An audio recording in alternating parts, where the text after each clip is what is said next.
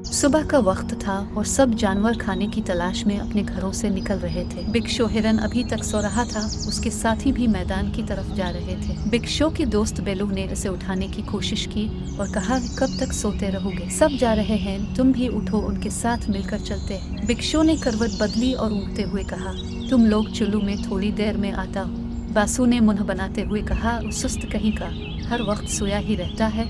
चुल्लू बलू, तुम हमारे साथ आ जाओ। सब जानवर चले गए। कुछ वक्त गुजरा तो बिग शो अंगड़ाई लेते हुए उठा। अब उसे भी जोर की भूख लग रही। वो खुद से कहने लगा, अब खाने का इंतजाम अकेले ही करना होगा। बिग शो मैदान की तरफ निकलते हुए इसने देखा तो उसके साथी दूर दूर तक नजर नहीं आ रहे थे। बिग शो उछलता कूदता अपनी मस्ती में जा रहा था कि उसे एक हरा भरा मैदान दिखाई दिया। वो इसे देखकर बहुत खुश हुआ और फिर खुद से कहने लगा, बिग शो भाई, आज तो मजा आ जाएगा। यहाँ से घर ज्यादा दूर नहीं है, मजे से खाना खाता हूँ, बाकियों के आने से पहले तक तो मैं घर भी पहुँच जाऊँ। बिग शो ने खूब मजे से घास खाई। जब इसका पेट भर गया तो उसे फिर से नींद आने लगी। इसने सोचा कि क्यों ना यहाँ पर कुछ देर आराम किया जाए और एक दरख्त के साए में टेक लगाए सो गया। वो मजे से सो रहा था और हर चीज से बेखबर था कि अचानक एक शिकारी का वहाँ से गुजर हुआ और उसकी नज़र सुबह हुए हिरन पर पड़ी तो वो खुशी से उछल पड़ा और कहा, आज तो हिरन का गोश्त मज़े से खाऊंगा और इस सुबह हुए हिरन का शिकार करना भी बहुत आसान है। इसने अपनी बंदूक से हिरन का निशाना लिया